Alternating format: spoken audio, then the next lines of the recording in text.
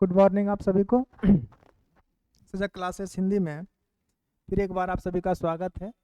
हम लोग द्विवेदी युग देख रहे थे। आधुनिक काल में भारतेंदु युग पूर्ण रूपेण समाप्त हो गई थी और द्विवेदी युग में एक क्लास हो गई थी जिसमें हम लोग महावीर प्रसाद द्विवेदी को पढ़ चुके हैं। तो महावीर प्रसाद द्विवेदी के बाद आज हम जो अन्य कवि हैं इस कालखंड के उनको देखते हैं। अन्य कवियों में आज सबसे पहले जो जिनको हम देखेंगे वो हैं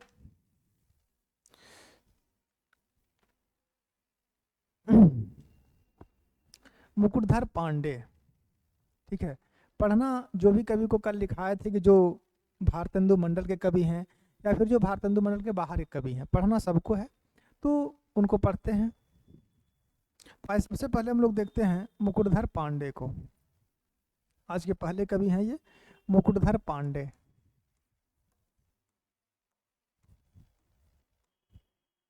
मुकुटधर पांडे,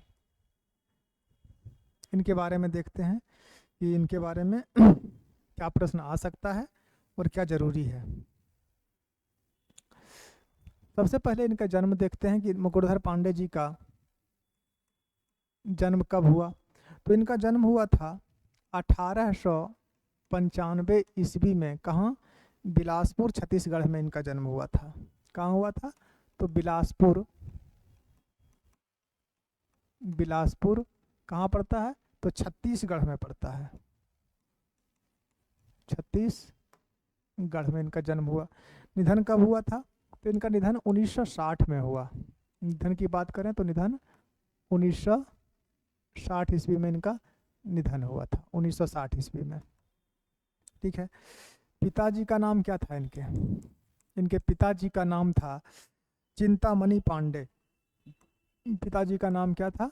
तो चिंतामणि पांडे इनके पिताजी का नाम था। माता का नाम क्या था? अगर इनके माता की नाम की बात करें कि माता का नाम क्या था, तो माता का नाम था देवहूति देवी।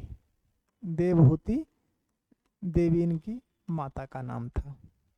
आचार्य रामचंद्र शुक्ल मुकुटधर पांडे और महावीर ये मैथिली शरण गुप्त को ही छायावाद का प्रवर्तक मानते हैं। ये छायावाद शब्द के प्रथम प्रयोक्ता भी हुए थे। कुछ बातें इनके बारे में देख लीजिए। ये छायावाद शब्द के प्रथम प्रयोक्ता हुए। प्रथम प्रयोक्ता का मतलब सबसे पहले इन्होंने ही इसको प्रयोग किया था। प्रथम प्रयोक्ता हैं मुकुटधर पांडे ही छायावाद शब्द के प्रथम प्रयोक्ता हैं। एक बात ये, आचार्य रामचंद्र शुक्ल, आचार्य रामचंद्र शुक्ल मुकुटधर पांडे, आचार्य रामचंद्र शुक्ल मुकुटधर पांडे तथा आचार्य रामचंद्र शुक्ल मुकुटधर पांडे तथा मैथिली शरण गुप्त को, मैथिली शरण गुप्त को मुकुटधर पांडे तथा मैथिली शरण, आचार्य रामचंद्र शुक्ल मुकुटधर पांडे तथा मैथिली शरण गुप्त को छायावाद का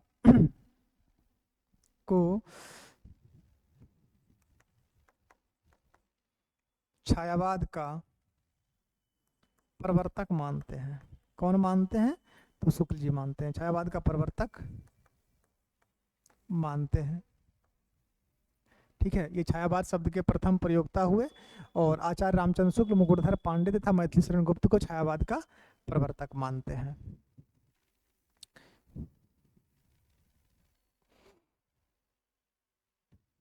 ठीक है, कुकरी के प्रति जो रचना थी 1916 में को छायावाद का की प्रथम कविता मानी जाती है, लेकिन ये सर्वमान्य मत नहीं है। एक बात याद रखिएगा कि मुकुटधर पांडे जी की एक रचना है कुकरी के प्रति, कुकरी के प्रति, जिसका प्रकाशन 1916 में हुआ था। कुछ विद्वानों का मानना है कि ये रचना छायावाद की प्रथम कविता है। कुछ विद्वानों का मानना है, सर्वमान्य मत ये नहीं है। ठीक है। तो ये दो बातें तो हो गई कि ये छायावाद अर्थात मुकुटधर पांडे छायावाद शब्द के प्रथम प्रयोक्ता हैं और आचार्य रामचंद्र शुक्ल मुकुटधर पांडे और मैथिली शरण गुप्त को छायावाद का प्रवर्तक मानते हैं। अब हम इनकी रचनाओं को देखते हैं, मुकुटधर पांडे की रचनाएं। अगर रचनाओं की बात करें, रचनाएं और रचनाओं में सबसे पहले हम लोग बात करते हैं नंबर 1 काव्य रचनाएं। ये काव्य रचनाएं कौन कौन सी हैं इनको देख लेते हैं, फिर अन्य रचनाओं को देखेंगे। काव्य रचनाएं, तो काव्य रचनाओं में सबसे पहले लिखिए कानन कुसुम। नंबर 1 कानन कुसुम। कानन कुसुम कब की थी? 1913 की रचना थी, 1913 ईस्वी। नंबर 2 पूजा फूल। पूजा फूल कब की है? 1916 ईस्वी की है। नंबर 3 कानन कुसुम हो गया, पूजा फूल हो गया। पूजा फूल के बाद एक है शैलबाल। शैलबाला। शैलबाला, शैलबाला कब की है? 1917 ईस्वी की है। नंबर 4 में लक्ष्मा। लक्ष्मा, लक्ष्मा कब की है? लक्ष्मा 1917 की है। नंबर 5 लक्ष्मा के बाद एक है समाज कंटक। समाज कंटक, समाज कंटक कब की है? समाज कंटक 1918 ईस्वी की रचना मानी जाती है। और एक छठी रचना लिख लीजिए इनकी, हृदयदान। हृदयदान, हृदयदान 1919 की रचना मानी जाती है। ये रचनाएं इनकी उपलब्ध हैं। कुछ काव्य रचनाएं जो हैं इनकी उपलब्ध नहीं है, जैसे कि एक है नंबर 7 में कार्तिक महात्म्य।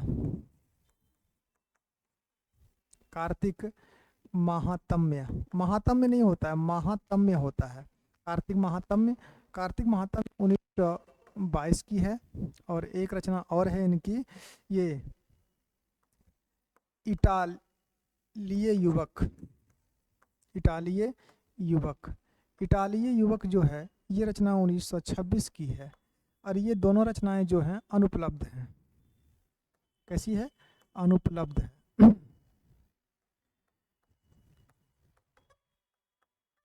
अनुपलब्ध है, ये दोनों रचनाएं उपलब्ध अभी वर्तमान में नहीं है।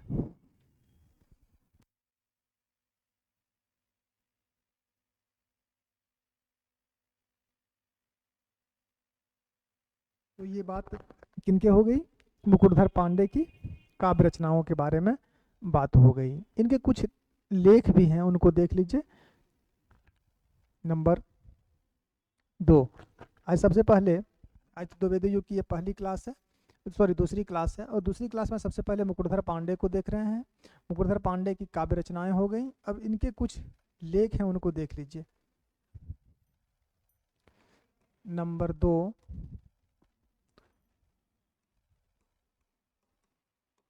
महत्वपूर्ण लेख। महत्वपूर्ण लेख में कौन कौन से लेख हैं इनके, बस नाम लिख लीजिए और कुछ बातें इसके बारे में बता देते हैं। पहला, हिंदी छायावाद। पहली लेख कौन सी है? हिंदी छायावाद। हिंदी छायावाद कब प्रकाशित हुई थी और कहाँ प्रकाशित हुई थी? हिंदी छायावाद 1920 में प्रकाशित हुई थी और श्री शारदा पत्रिका में प्रकाशित हुई थी। किसे प्रकाशित हुई थी? श्री शारदा में, श्री शारदा पत्रिका में ये प्रकाशित हुई थी। नंबर 2 कविता का नया स्वरूप। कविता का नया स्वरूप, कविता का नया स्वरूप कब प्रकाशित हुई थी? 1921 ईस्वी में प्रकाशित हुई थी। नंबर 3, एक हो गया हिंदी छायावाद 1920 जो श्री शारदा पत्रिका में प्रकाशित हुई थी, महत्वपूर्ण लेख है। नंबर 2 कविता का नया स्वरूप, नया स्वरूप 1921 में प्रकाशित हुई। नंबर 3 हिंदी में छायावाद का विकास। हिंदी में छायावाद का विकास, हिंदी में छायावाद का विकास 1922 ईस्वी में प्रकाशित हुई थी। और नंबर 4 छायावाद की पृष्ठभूमि एवं रूपरेखा। बस इतना ही। छायावाद की पृष्ठभूमि एवं रूपरेखा, छायावाद की पृष्ठभूमि एवं रूपरेखा कब प्रकाशित हुई थी? ये 1923 ईस्वी में प्रकाशित हुई थी और इसी के साथ मुकुटधर पांडे समाप्त हुए। इतना ही इनके बारे में जानना था और हम लोग जान चुके हैं। छायावाद की आज ये जो द्विवेदी युग की दूसरी क्लास है और इसमें सबसे पहले मुकुटधर पांडे को देखें।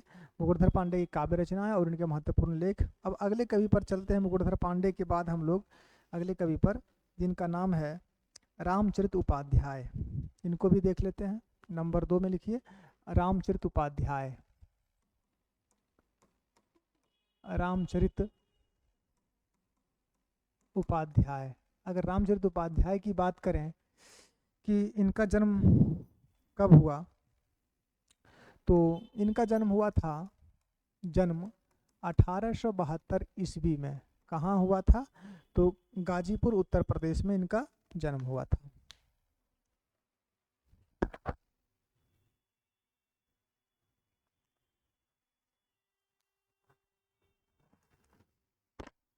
कहाँ हुआ था? तो गाजीपुर उत्तर प्रदेश। निधन की बात हो गई, निधन कब हुई थी? तो निधन इनकी हुई थी 1938 ईस्वी में निधन हो गई थी। ये रामचरित उपाध्याय जो है आरंभ में ब्रजभाषा में रचना किया करते थे, लेकिन महावीर प्रसाद द्विवेदी की प्रेरणा स्वरूप ये खड़ी बोली में रचना करने लगे थे। ठीक है, एक बात याद रखिएगा कि रामचरित उपाध्याय आरंभ में खड़ी बोली में ये ब्रजभाषा में कविता किया करते थे, लेकिन महावीर प्रसाद द्विवेदी की प्रेरणा के कारण ये फिर आ गए और खड़ी बोली में रचना करने लगे थे। तो इनकी रचनाएं ब्रजभाषा में भी हैं और ब्रजभाषा में इनके मुक्तक काव्य भी हैं, ब्रजभाषा में इनके प्रबंध काव्य में भी हैं, खड़ी बोली में भी हैं और एक इनकी उपन्यास भी हैं, देवी द्रौपदी, उनको देख लेते हैं। तो सबसे पहले रचनाओं में पहला लिखिए ब्रजभाषा में रचित प्रबंध काव्य।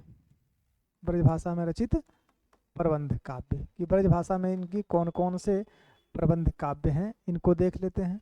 तो ब्रजभाषा में अगर प्रबंध काव्य की बात करें तो सबसे इनका तो एक ही महत्वपूर्ण है ना ब्रजभाषा में प्रबंध काव्य, वो क्या है? वो एक रचना है रामचरित चिंतामणि। रामचरित चिंतामणि, रामचरित चिंतामणि की अगर बात करें तो रामचरित चिंतामणि में सरस्वती पत्रिका में 1914 से 1915 के बीच कुछ अंश इसके प्रकाशित हुए थे और इसमें राम को एक साधारण मनुष्य का रूप दिया गया है। भगवान श्री राम को इस पुस्तक में एक साधारण मनुष्य का रूप दिया गया है। एक साधारण मनुष्य जैसा होता है उसी प्रकार इनमें उनका जीवन चरित्र का वर्णन किया गया है। रामचरित चिंतामणि कब की है? तो ये 1920 ईस्वी में प्रकाशित हुई थी। 1920 ईस्वी में ये प्रकाशित हुई थी और 1914 से 1915 तक इनके कुछ अंश सरस्वती पत्रिका में प्रकाशित हुए थे और इसमें राम को एक साधारण मनुष्य के रूप में दिखाया गया है। ठीक है, चलिए नंबर 2 पर आइए और लिखिए ब्रजभाषा में रचित मुक्तक काव्य। ब्रजभाषा में रचित मुक्तक काव्य। ब्रजभाषा में रचित मुक्तक काव्य की अगर बात करें कि कौन कौन से हैं तो इसमें भी लिखिए। नंबर 1 सूक्ति मुक्तावली। सूक्ति मुक्तावली, सूक्ति मुक्तावली। सूक्ति मुक्तावली कब की है? 1915 ईस्वी की है। सूक्ति मुक्तावली 1915 ईस्वी। नंबर 2 देवदूत। नंबर 2 देवदूत। देवदूत कब की थी? देवदूत 1918 की है। देवदूत 1918 ईस्वी। नंबर तीन में लिखिए भारत भक्ति। भारत भक्ति कब की है? 1919 ईस्वी की है भारत भक्ति। नंबर 4 ये रामचंद्रिका। देखिए रामचंद्रिका केशव दास की भी है। रामचंद्रिका कब की है इनकी? रामचंद्रिका इनकी 1919 में ही है। रामचंद्रिका 1919 ईस्वी। और नंबर 5 एक और लिख लीजिए, ब्रज सतसई। ब्रज सतसई कब की है? ब्रज सतसई 1937 ईस्वी की है। तो ये हो गए इनके ब्रज भाषा में रचित मुक्तक काव्य। अब हम बात करते हैं खड़ी बोली की प्रसिद्ध कविताएं। खड़ी बोली की प्रसिद्ध कविताएं नंबर 3। नंबर 3 की बात करें तो लिखिए,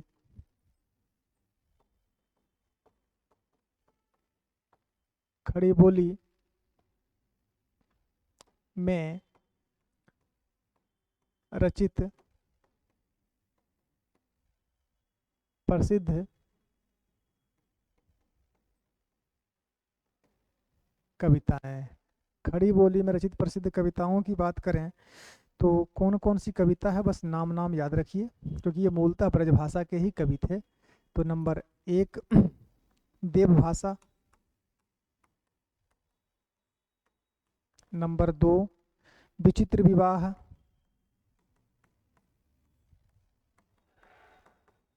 नंबर 3 भव्य भारत।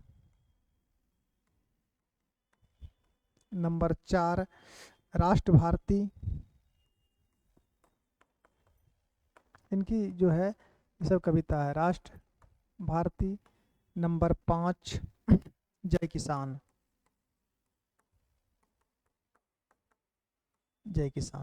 ये इनकी 5 जो है खड़ी बोली में रचित कविताएं हैं। एक इनके निबंध भी हैं, सॉरी एक इनके उपन्यास भी है नंबर 4 में, उपन्यास। और इसकी भाषा खड़ी बोली हिंदी है। उपन्यास एक है और वो कौन से हैं? वो हैं देवी द्रौपदी।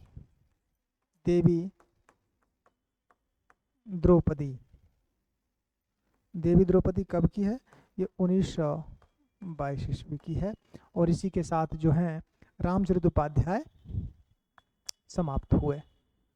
रामचरितोपाध्याय के बाद आज 2 कवि को देख लिए हैं।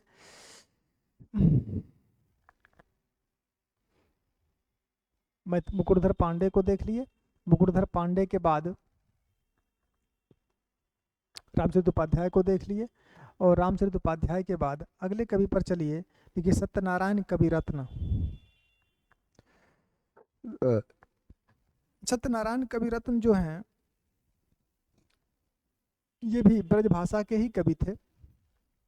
मूलतः इनकी रचनाएं ब्रजभाषा में है। नंबर 3 सत्यनारायण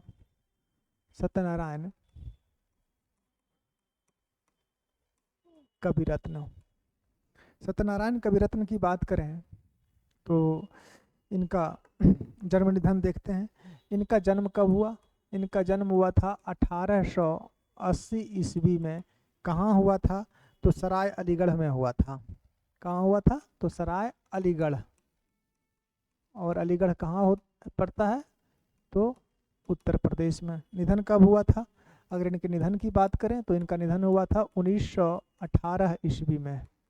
ठीक है। इनका उपनाम है एक, उपनाम क्या है? उपनाम इनको ब्रज कोकिल कहा जाता है। उपनाम क्या कहा जाता है इनको? ब्रज कोकिल। क्योंकि इनकी अधिकांश रचनाएं जो हैं वो ब्रज भाषा में ही हैं।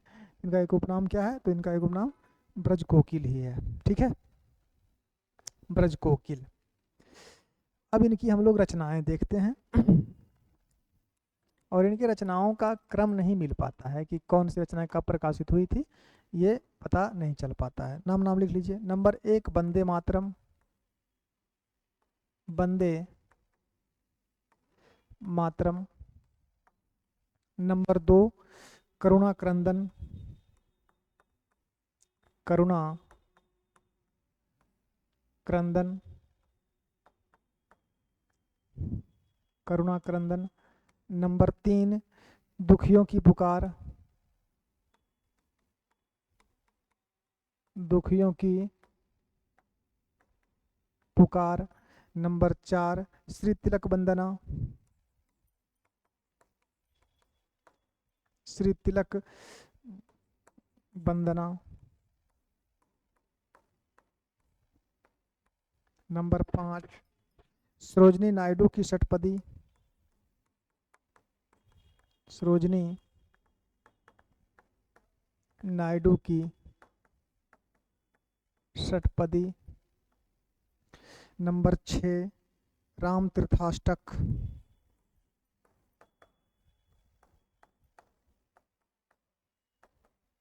राम तीर्थाष्टक।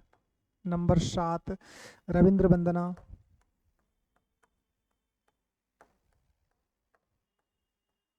नंबर 8 गांधी अस्तवन। नाम से ही पता चल रहा है कि रचना में क्या होगा, गांधी अस्तवन। नंबर 9 भ्रमर दूत, महत्वपूर्ण रचना है ये, भ्रमर दूत। और एक रचना और लिख लीजिए नंबर 10 में प्रेम कली। ये क्या है इनकी, ये सभी रचनाएं जो हैं इनकी ये सभी रचनाएं जितनी हैं 10, ये सभी रचनाएं इनकी क्या हैं, कविताएं हैं। ठीक है। और देखिए इन सभी रचनाओं का अर्थात इन 10 रचनाओं का बनारसी दास चतुर्वेदी ने हृदय तरंग के नाम से इसका प्रकाशन भी करवा दिया है। लिख सकते हैं नोट में एक लाइन यहीं पे लिख लीजिए, इन सभी रचनाओं का बनारसी दास चतुर्वेदी ने हृदय तरंग, इन सभी रचनाओं का बनारसी दास चतुर्वेदी ने हृदय तरंग नाम से, हृदय तरंग नाम से क्या किया था, प्रकाशित कराया, प्रकाशित। इन सभी रचनाओं का बनारसी दास चतुर्वेदी ने हृदय तरंग नाम से प्रकाशित कराया। स्पष्ट है। अब बात आते हैं, देखिए वंदे मातरम और एक रचना है करुणा क्रंदन। वंदे मातरम और करुणा क्रंदन जो रचना है, इसमें इन कविताओं में भारत की दयनीय स्थिति का चित्रण किया गया है। किन किन में, वंदे मातरम और करुणा क्रंदन में भारत की दयनीय स्थिति का चित्रण है। ये यहाँ पे है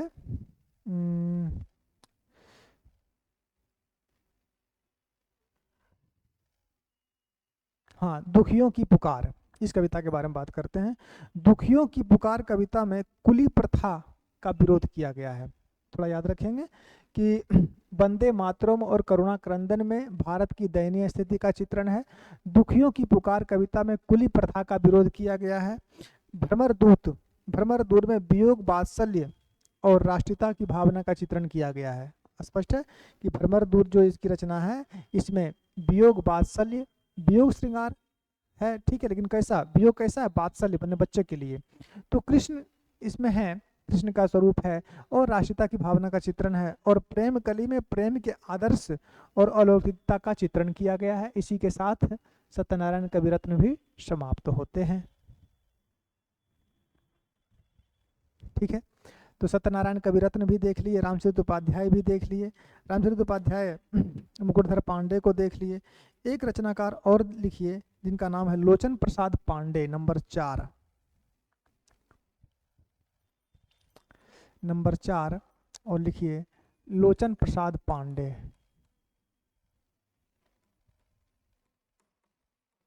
लोचन प्रसाद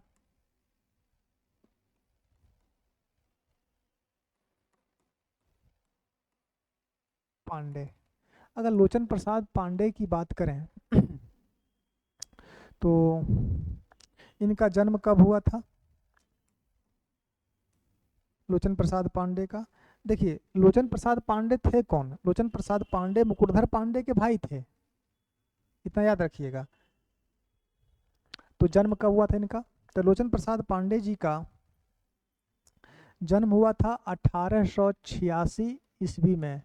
तो कहाँ हुआ होगा? बिलासपुर में, क्योंकि ये मुकुटधर पांडे के भाई थे। बिलासपुर। निधन कब हुआ इनका? अगर इनके निधन की बात करें, इनका निधन कब हुआ था, तो इनका निधन 1959 ईस्वी में हुआ था। एक बात याद रखेंगे कि ये मुकुटधर पांडे के भाई हैं, ये मुकुटधर पांडे के, ये मुकुटधर पांडे के भाई हैं, स्पष्ट बात है। अब इनकी मुक्तक काव्य रचनाएं देख लीजिए, इनके खंड काव्य भी हैं, इनके एक उपन्यास भी हैं, इनके नाटक भी हैं। सभी भी जगहों पर इन्होंने रचना की। तो सबसे पहले लिखिए रचनाएं। जो छोटे कवि हैं उनके में ज़्यादा माथा नहीं लगाना है, जहाँ से प्रश्न पूछे जाएंगे उसको श्रेष्ठता के साथ पढ़ना है और संपूर्ण पढ़ना है, और जहाँ से प्रश्न कम आने की संभावना होती है उनको सिर्फ देखते चलना है। तो रचनाओं में नंबर 1 में लिख लीजिए मुक्तक काव्य रचना। मुक्तक काव्य इन्होंने ज़्यादा लिखा है। मुक्तक काव्य रचनाएं, अगर मुक्तक काव्य रचनाओं की बात करें कि कौन कौन से मुक्तक काव्य इन्होंने लिखा है, तो लिखिए नंबर 1, नंबर 1 प्रवासी। प्रवासी 1927 की रचना है, प्रवासी 1927 ईस्वी। नंबर 2 कविता कुसुम 1900 सॉरी प्रवासी 1927 की नहीं है, प्रवासी 1907 की है, प्रवासी 1907 ईस्वी। दूसरा कविता कुसुम 1910 की है, कविता कुसुम, कविता कुसुम 1910 ईस्वी की है। नंबर 3, नंबर 3 नई कविता, सॉरी नीति कविता थी ना, नीति कविता, नीति कविता कब की है? नीति कविता 1914 की है, नीति कविता 1914। नंबर 4 साहित्य सेवा,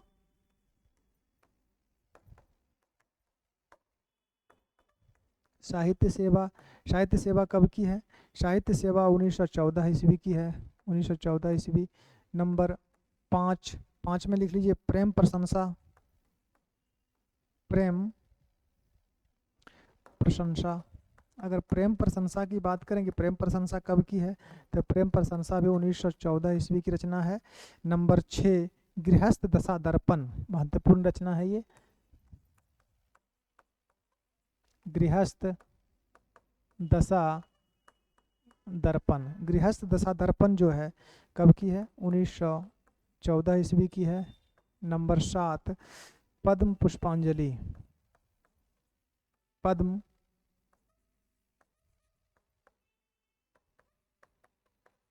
पुष्पांजलि।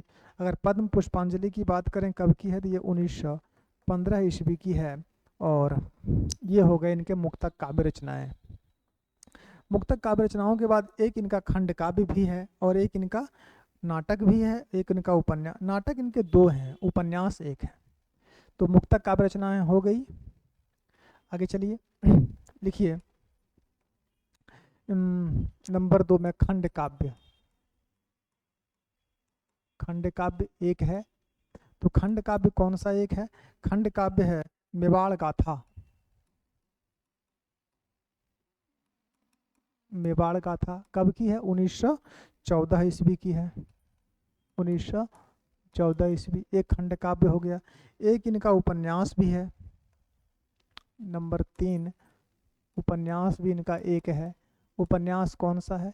तो इनके उपन्यास का नाम है दो मित्र, महत्वपूर्ण उतना है नहीं।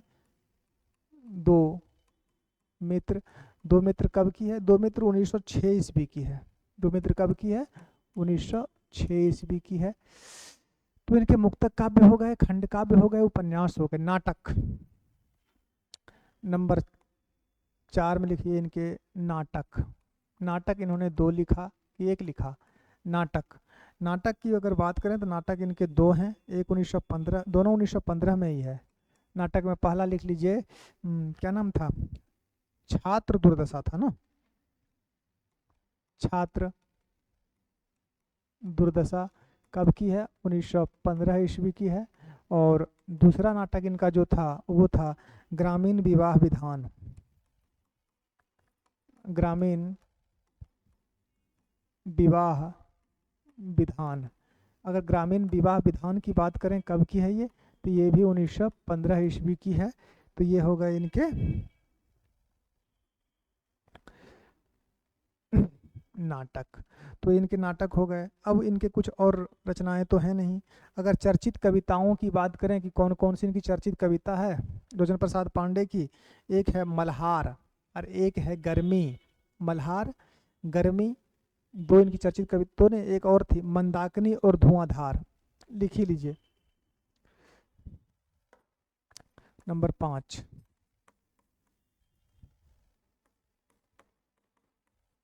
प्रसिद्ध कविता इनकी कौन सी है? अगर प्रसिद्ध कविताएं की बात करें तो इसमें भी नाम नाम कम से कम लिख लीजिए जल्दी।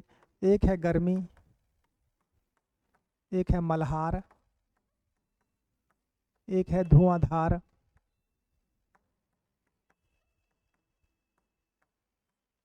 धुआंधार, और नंबर 4 एक है गर्मी, मल्हार, धुआंधार, और एक था मंदाकिनी। मंदाकिनी, और एक है मृगी दुख मोचन।